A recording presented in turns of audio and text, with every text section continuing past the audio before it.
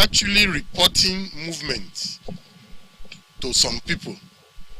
But when we try to make him mention the names of those people, he will start coughing. He will start coughing, and we are working on the call list now. Another middle-aged man who allegedly killed his landlord under the pretense of being mad was also arrested. Aside the two individuals, 24 other persons were paraded for crimes ranging from kidnapping, attempted murder, burglary, stealing of electric alternator, assault, among others. Amotekun Commander Adetunji Adeleye said one of the suspected kidnapper abducted a businessman in the Mowe axis of Ogun State and allegedly killed the victim. My gang leader, where he's calling Blessing, it is him that said that this man that's coming, say in the sell land for us, he may just arrest him. Along the processing, now within ourselves, now the gun just talk. The gun just talk. Now the gun just talk the pay. The gun just talk and scatter the man. Yes, sir. So we are set to hand over the suspect who had been on the wanted list of Ogun State Police to the police command of Ogun State any moment from now. The security chief said efforts were ongoing to rid the state's forest of criminals. We also want to let the public know that it's time for them to be wary of those that pretend to be mad people. Where on searching these mad people, we find iPhones, expensive phones, and we find out that majority of them only pretend to be mad in order to gather informations in the particular area where they intend to operate. I want the general public to be wary of such, and if they notice unusual movement about, so to say, mad or lunatic people, they should let the security agencies know on time before they carry out their activities. The Ondo State Security Network Agency, Amotekun Corps, says its ongoing 24 hours patrol of the state will continue while also relying on intelligence from members of the public. From Amotekun's headquarters here in Akure, Sahid Aribisala, Osrc News. Governor Osrc Akeredolu has been honored with a merit award of Nigerian Institution of Estate Surveyors and Valuers.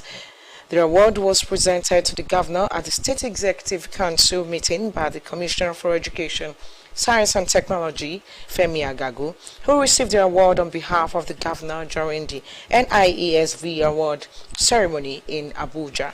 The award, according to the Commissioner for Education, Science and Technology, Femi Agagu, is in recognition of the governor's initiatives and contributions to infrastructural development, which has enhanced the quality of life of citizens of the state and Nigeria at large. The governor, while appreciating members and leadership of NIESV, described the award as a push to do more for the people.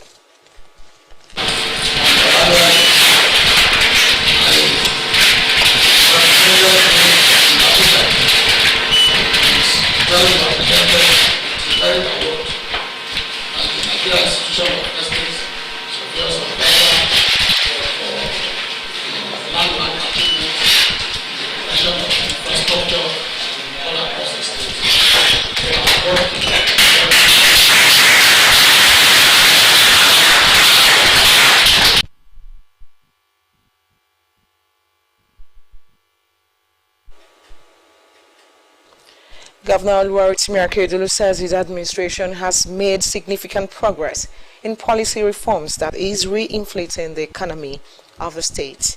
The governor spoke while playing host to the participants of Syndicate 5 of the Executive Intelligence Management course, EIMC 16 of the National Institute for Security Studies, Buhari, Abuja. Government House correspondent Timilayin Falade reports. The team, led by its leader, a Deputy Director of the Department of State Services, Mr. Bartholomew Omwaka, is in the state as part of his study tour on globalization, implications for regional integration, and sustainable development in Africa. Omwaka commended Governor Akeredelu's approach to governance, describing him as an inspiration to upcoming leaders. Who will be undertaking African and world tour to integrate the theme, which we are beginning at the state level, where we wish to examine how the team relates to Ondo State. In this regard, we will look at your major achievements in the areas of governance, security, sustainable development, as well as executive and legislative relations, amongst others. Deputy Governor Lucky Ayedatiwa, who received the participants of the EIMC, said Governor Akeredelu's administration has streamlined its operations and services to the public, making government offices more accessible, efficient, and business-friendly. He highlighted some of the landmark achievements of government to include improvement of the security situation in the state, increase of the state's internally generated revenue, establishment of industries both at the industrial park and the Ondo Lean Industrial Hub, among others. Building of 250-bed hospital in each of the Ondo and Akure complexes of the University Medical Sciences Teaching Hospital are ongoing as part of commitment to infrastructural development of the state. Our administration also signed into law the contributory health insurance scheme, which enables all classes of people, their spouses, and 4 children under 18 years old in the state to access affordable health care services. The scheme has since commenced in the state. Our programs are geared towards fostering and increased capacity, which is leading to increased productivity of entrepreneurs in the state. The Deputy Governor, who said the state has recorded commendable developments of the manufacturing sector through the creation of innovation hubs, engendering private-public partnerships, PPP, and promoting agriculture as a business, urged investors to leverage on the business opportunities in the state for wealth creation. The Deputy Governor was joined to receive the team by the Secretary to Ondo State Government, Mrs. Olajunoju, Chief of Staff to the Governor, Olugbengali, Head of Service, Kayode Ogundele, among others. And now on Education Endowment Fund, the Ondo State government has embarked on a statewide sensitization to inform residents of the state about the significance of the Ondo State Education Endowment Fund. Through the levy, government aims to mobilize financial resources to reposition education at all levels in the state.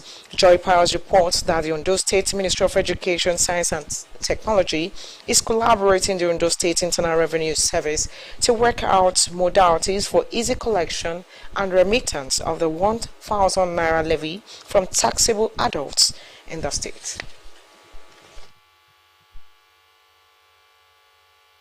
Ondo State government last month introduced the State Education Endowment Fund in a bid to expand the funding base and improve the standard of education in the state. The endowment fund requires all taxable residents of a state to voluntarily contribute a sum of 1,000 naira annually to support the government in funding the education sector of the state. The amendment, part of which includes Section 2, Subsection 1, discomposition of the fund was amended by adding subsection F to read thus: a sum of 1,000 naira education fund payable by every adult in the state annually, which sum is subject to budget review. So by this amendment, every taxable adult person/individual from age 18 and above the state is expected to pay the sum of 1,000 naira on annual and yearly basis as education levy. To this end, Ondo State Ministry of Education, Science and Technology, in collaboration with the Ondo State Internal Revenue Service, took to major streets in Akure, the Ondo State capital, for a statewide sensitization to intimate residents to the development. The Secretary of the Ondo State Education Endowment Fund, Mr. Kolawole Kayode, while noting that government cannot fund the sector alone, explained that the fund would be expended on provisions of facilities for schools, renovation of dilapidated school structures, and provisions of bursaries and scholarships, among others. He sought the public's support to bring the vision to realization. Government cannot do it alone. There is nowhere in the world where government is financing education alone. So we all need to contribute towards repositioning the education sector in the state. The objective is to create awareness and sensitize the public in respect of the newly introduced education levy in the state. It's just 1,000 naira per taxable adult in the state. Some residents of the state stated that the move is a welcome development. The exercise, which began in Akure, the Ondo State capital, will be extended to 3 towns in the 3 senatorial districts of the state, which include Ondo, Okitipupa, and Ikare local government areas of the state. Joy Pius, Osrc News. Still talking education, the recent revelation by the Teachers Registration Council of Nigeria, TRCN, that over 70% of private school teachers in southwest Nigeria are unqualified continues to attract attention. While some individuals believe the figure is a stark reality that quality education may be under siege, others are of the opinion that paper certification may not be important than their ability to deliver. Osrc Said Arabisala again, however, reports that the aggregate of opinion centered on the need for education ministries to be more effective in monitoring and evaluation. The Teachers Registration Council of Nigeria, TRCN, recently expressed worry over the large number of unqualified teachers in private schools in Nigeria. The council's registrar, Professor Josiah Ajiboye, said that contrary to several speculations about the Southwest and its teachers in private schools, 70% have been discovered to be unqualified. Providing further insights on the figure, the Ondo State Coordinator of TRCN, Mr. Adeshina Akonde, said a survey conducted also revealed that over 72% of private school teachers in the state have no educational requirement to be in the classroom. They are not qualified to register with TRCN because they don't have the prerequisite qualification for registration. What this one means is that if you want to get registered with TRCN, you must have a teaching qualification, either NCE, either B.Ed, BA.Ed, BSc.Ed, or if you read any other course like BS Sociology, BA in English, BSc Mathematics, you have to go for your PGD, Postgraduate Diploma in Education, or Professional Diploma in Education. That one will now make you a qualified teacher. Having gotten this, you come back and register with TRCN. This revelation by the TRCN has not gone down well with some Nigerians who express worry that the glory days of education in the region may be fast fading out. It's an unfortunate development. Unfortunate in the sense that Southwest happens to be the educational pride of the nation. Since Awolowo free education in 1959, no government has been able to dislodge education as a goal for any citizen of the Southwest. But along the line, because of various excuses of government paucity of funds, then the non-functionality of Inspectorate Division of the Ministry of Education, the private school had sort of taken liberty for license. On the other divide, some will believe that innate ability to teach must not also be jettisoned for paper qualification or professional licenses. The Ondo State chapter of National Association of Proprietors of Private Schools, through its vice Mary Akeredolu, said members give priority to training and retraining of staff. If teaching is professionalized, you discover that the encouragement will be there. Even when you ask a teacher to do this, we have in-service training. National organized conference every year. training for school owners. And when we come back, we do train our teachers. A professor of sociology, Olubumi Alo, however, wants every family to pay due attention to the overall educational upbringing of their child. We have so many unqualified teachers, but the baseline fact is this: what makes a teacher to be qualified? Just because they didn't go to teacher training college, or because they didn't go to National College of Education, NCE, or because they didn't have a bachelor's degree in education in the university, they are no teachers. No, I disregard that. That is what the National Teacher Registration Council is using to determine qualified or not qualified teacher. As far as I'm concerned, the quality of a teacher, or the number one quality of a teacher, is for him to know what he's doing, what he's teaching. It remains to be seen what further reactions and steps education stakeholders in the Southwest, and in particular Ondo State, will take to ensure that education remains a solid rock. Sahida Ribisala, OSRC News. And away from education now, the People's Democratic Party, PDP, in Ondo State has congratulated Osun State Governor Ademola Adeleke on the verdict of the Supreme Court that affirmed his election as the duly elected Governor of Osun State on 16th July 2022. In a statement, the state's Publicity Secretary, Ondo PDP, Kennedy Perete, said that the party rejoices with the government and people of Osun on this landmark judgment. According to this statement, the judgment has put a seal on the authority of the people-friendly administration of Governor Ademola Adeleke. The statement said the victory of the Supreme Court is a well-deserved recognition of Adeleke's tireless efforts to improve the lives of the people of Osun State, adding that his leadership, vision, and integrity have earned him the respect and admiration of the people of Osun State and beyond.